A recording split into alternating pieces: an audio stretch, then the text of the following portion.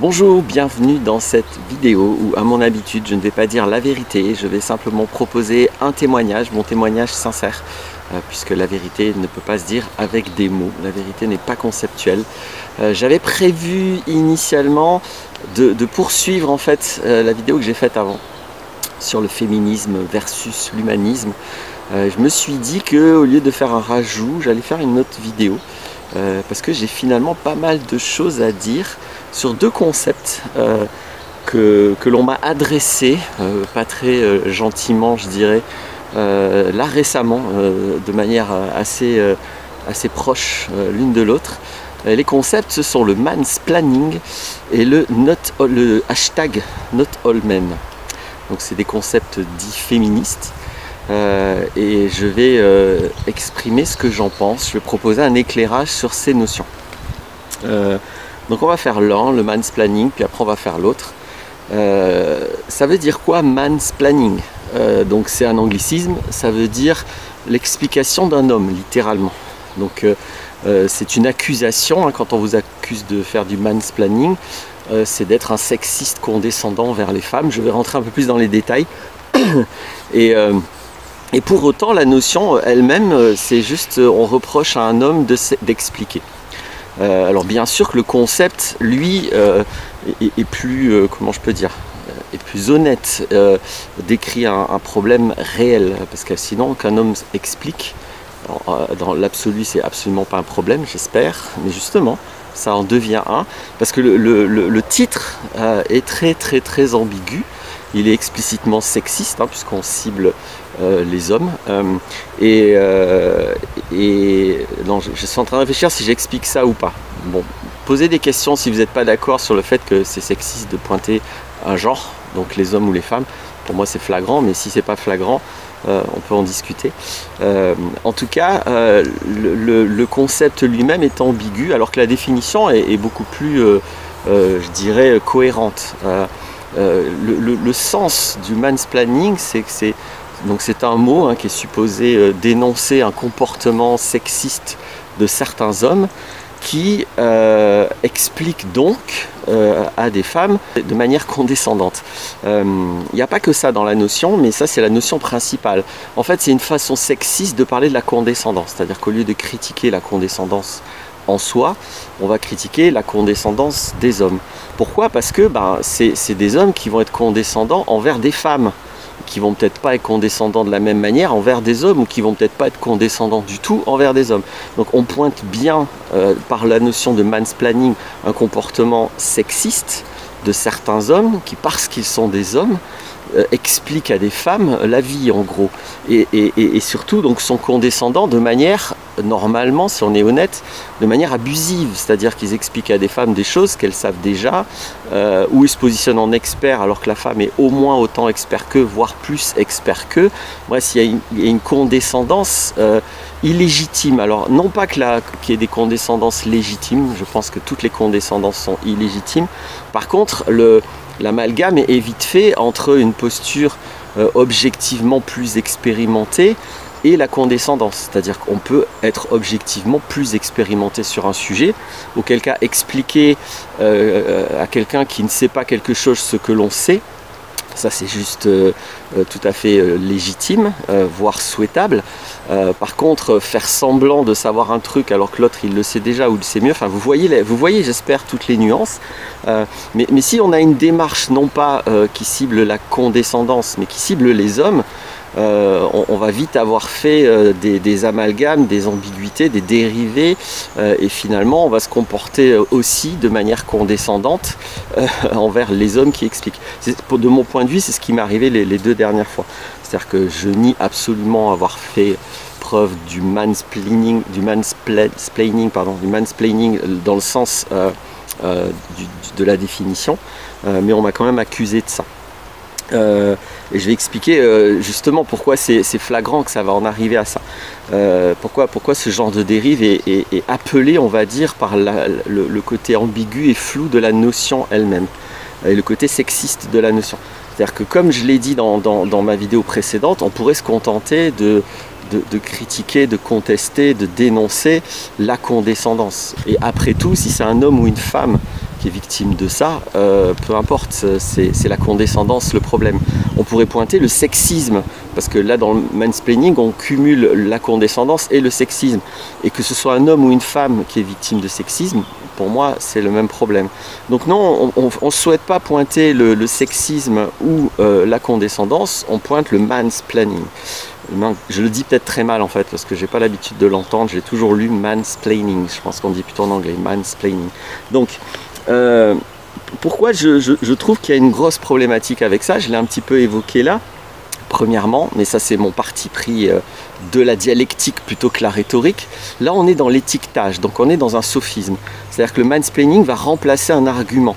C'est-à-dire qu'au lieu d'argumenter pour critiquer le comportement de quelqu'un, ce qui est déjà toujours tangent, parce qu'en général dans la dialectique on évite de faire des attaques ad personam, on préfère argumenter sur le fond. Et à moins que l'attitude de la personne soit vraiment un blocage pour la dialectique, on va éviter de pointer l'attitude de la personne, on va se contenter d'argumenter sur le fond. Mais pourquoi pas? C'est vrai qu'il y a certains comportements, à un moment donné, s'ils bloquent, comme je viens de le dire, la communication, s'ils bloquent la dialectique, qui vont nécessiter de dire, mais attends, là tu fais donc du mansplaining, ça va pas, il faudrait que tu arrêtes. Mais normalement, ça s'argumente, c'est-à-dire qu'on explique, tu sais, tu fais comme ça, alors que toi tu viens de m'expliquer ça, mais moi, tu sais, voilà mon expérience, enfin voilà. On argumente un peu. Donc le mansplaining, c'est un concept qui évite d'argumenter, qui permet d'attaquer, d'étiqueter. Donc c'est une accusation gratuite. Là dans mon cas c'était ça, on n'a pas expliqué en quoi, pourquoi je faisais du mansplaining, et je pense que les personnes auraient été bien en difficulté de l'expliquer, parce que de fait il n'y avait pas ça. Mais ça permet en gros de faire fermer la gueule à un homme juste parce qu'il explique des choses, puisque c'est du mansplaining. Donc dès qu'un homme parle, on peut le soupçonner sans avoir vérifié que c'était le cas, que sa formulation, ou que même donc il y a bien un décalage de compétences, parce que si on prétend un mansplaining, on est supposé prétendre qu'il n'y a pas de décalage de compétences, alors que la personne fait semblant qu'il y en a un. Donc voilà, encore une fois, il y a supposé avoir des arguments à porter. Mais là non, ça devient une accusation gratuite, et ça permet de faire taire quelqu'un en fait juste parce qu'il explique et juste parce que c'est un homme. Donc on est totalement dans l'inversion accusatoire, en tout cas dans les deux cas c'était flagrant, les personnes ont d'ailleurs accompagné ça d'insultes, vraiment d'insultes explicites, avec zéro argument sur le sujet en question, juste attaque ad personam, étiquetage et insulte. Donc on est bien dans l'attitude même qui pose problème, c'est-à-dire qu'on est dans la condescendance. La condescendance extrême, c'est celle qui considère que moi je peux parler mais toi tu n'as pas le droit de parler. La condescendance sexiste, c'est celle qui considère que moi je peux parler parce que je suis un homme, toi tu n'as pas le droit de parler parce que c'est une femme. Évidemment, c'est exactement la même condescendance sexiste lorsque une femme dit moi je suis une femme, j'ai le droit de parler, toi tu es un homme, tu n'as pas le droit de parler. Moi qui ai énormément fréquenté les milieux féministes, puisque je me suis positionné comme homme féministe pendant longtemps, c'est des choses qui me sont arrivées assez fréquemment. Je n'avais pas le droit de parler juste parce que j'étais un homme. Donc c'était du womansplaining, on va dire, là pour le coup factuel. Mais jamais ça me serait venu à l'idée de dire ouais tu fais du womansplaining. Je m'en fous que c'est une femme qui me fait taire. Je veux dire, si c'est un homme qui me fait taire, d'ailleurs sur les deux cas dont je vous parle, il y en a un des deux, c'était un homme qui est venu m'accuser de mansplaining. Donc c'est pas que des femmes qui font ça. Donc voilà, encore une fois, quand on est humaniste, quand on cible un problème, au lieu de cibler un genre, en fait, les conceptions habituelles étaient tout à fait suffisantes. Ça fait bien longtemps qu'on peut décrire les problématiques du sexisme, les problématiques de la condescendance. Donc inventer un nouveau concept, c'est parce qu'il y a quelque chose d'autre à exprimer. Et c'est flagrant que là, on cherche non pas à exprimer une problématique vis-à-vis du sexisme ou de la condescendance, mais une problématique vis-à-vis du fait qu'un homme explique. Et on fait l'hypothèse, voire l'amalgame qu'il explique pour des mauvaises raisons, mais le concept permet d'éviter d'avoir à justifier que là, un homme s'explique pour des mauvaises raisons. Et ça en vient à l'accuser d'expliquer quelque chose juste parce que c'est un homme, ou juste parce qu'il exprime des compétences et qu'il y aurait un sous-entendu ou un implicite qu'il rabaisse la personne à qui il parle. Voilà.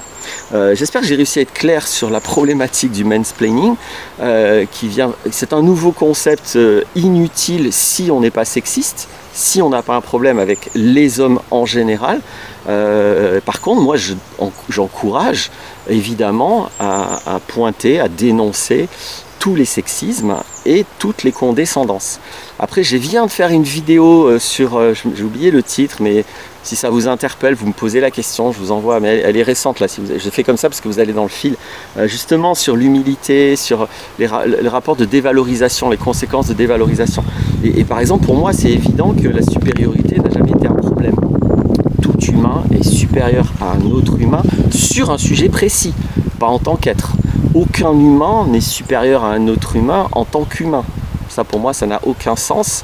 Par contre, je peux être meilleur à jouer de la guitare, je peux être meilleur à connaître tel aspect de l'histoire, je peux être... Voilà.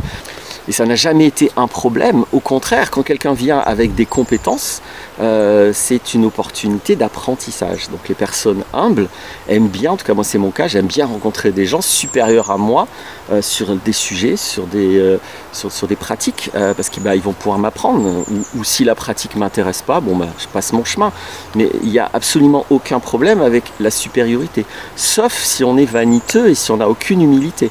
Auquel cas, on est très mal à l'aise et on ne supporte pas la supériorité. Donc, c'est important de ne pas confondre la supériorité et la condescendance. La condescendance, c'est le fait, c'est de la vanité dans l'autre sens. Hein. C'est le fait de reprocher à quelqu'un d'être supérieur, c'est de la vanité. Et le fait de se positionner en supérieur alors qu'on n'en a pas les moyens, qu'on n'a pas l'expérience ou les compétences ou les connaissances, c'est aussi de la vanité. Donc, c'est les deux formes de la vanité. La problématique, je pourrais dire, c'est la vanité. La vanité qu'il y a derrière soit la condescendance, soit le fait d'être incapable d'être face à quelqu'un qui sait plus de choses que vous ou qui a plus d'expérience que vous. Donc voilà tout ce que je pouvais dire. Vous voyez, pour moi, il y avait beaucoup de choses à dire derrière cette notion de mansplaining. Et globalement, bon, vous avez compris, j'aime pas trop les étiquetages en dialectique. Les étiquetages, c'est vraiment un sophisme. C'est les postures les plus simples pour éviter de communiquer et éviter d'avoir des arguments. Quand j'ai pas d'arguments, j'étiquette. Et donc il y a un autre étiquetage, je l'avais annoncé au début, le Not All Men. Alors c'est même avec un hashtag, il y a un hashtag Not All Men. Et cet étiquetage pointe, alors là, de mon point de vue, ça pointe même pas un comportement problématique, ça pointe l'argument qui consiste à critiquer les généralisations sexistes. C'est-à-dire que si à un moment donné, quelqu'un formule les hommes, tous les hommes, etc., n'importe qui avec un petit peu d'humilité et un petit peu de volonté dialectique et de connexion réelle va venir dire une grosse base de communication. C'est non, là tu généralises, tu peux pas dire que tous les hommes, voilà. Et ça, donc maintenant c'est étiqueté, comme si on n'a plus le droit de le dire. Donc là encore, le but c'est juste de faire fermer la gueule à quelqu'un qui vient pourtant avec une critique absolument flagrante, évidente. Moi je fréquente des milieux où on aurait honte de faire des généralités dans un argument et on s'excuserait toujours. Attends, excuse-moi, oui c'est vrai, j'aurais pas dû formuler comme ça ou c'est pas ce que je voulais dire. Mais là non, c'est tout renversé. Donc on est encore dans une inversion accusatoire. C'est-à-dire que le but du Not All Men, c'est de pouvoir avoir une espèce de vanité, de dire ouais, je t'ai reconnu, toi t'as dit Not All Men. D'accord, et puis quoi ? Quelle est la suite de ta pensée? C'est quoi le problème de te rappeler que tu es en train de généraliser et que c'est absolument farfelu? Où est le problème? Mais il n'y a pas d'argument. C'est suffisant. Donc là encore, il n'y a plus d'argument, il y a juste un hashtag. Vous êtes hashtagué par toute la communauté qui vous déteste juste parce qu'en fait vous êtes un homme. Là encore, c'est Not All Men. Hein. C'est sexiste, c'est pas Not All... je ne sais quoi, Not All Generalization ou je sais pas quoi. Ça pointe pas le fait de critiquer une généralisation, pourquoi pas, si c'est ça leur propos. Ça pointe quand c'est les hommes qui le font. Voilà. Donc on est évidemment pour n'importe qui a un petit peu de bonne foi, un petit peu de volonté de relations harmonieuses entre les hommes et les femmes et un petit peu de volonté d'être dans un rapport au réel qui est fin, qui est nuanceux, qui est consciencieux. C'est hallucinant qu'on en vienne à accepter ce genre de posture, en là encore complètement rhétorique, un sophisme monumental qui fait de ce qui a toujours été un biais cognitif une espèce de chose interdite dorénavant. On n'a plus le droit de... Enfin, c'est pas le biais cognitif. La critique du biais cognitif est devenue interdite. C'est-à-dire que si vous vous permettez de dire bah, là t'es pas très précis, t'es pas très rigoureux, bah, vous êtes en gros un sale homme sexiste, méchant, j'imagine, condescendant, etc. etc.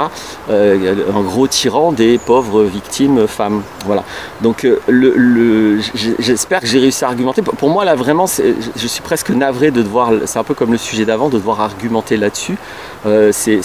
On est vraiment dans ce que j'appelle l'idiocratie, c'est-à-dire que c'est la valorisation de comportements qui ont toujours jusqu'ici été décrits comme des sophismes, comme des comportements à éviter quand on veut un petit peu respecter l'autre et quand on veut communiquer un petit peu sérieusement.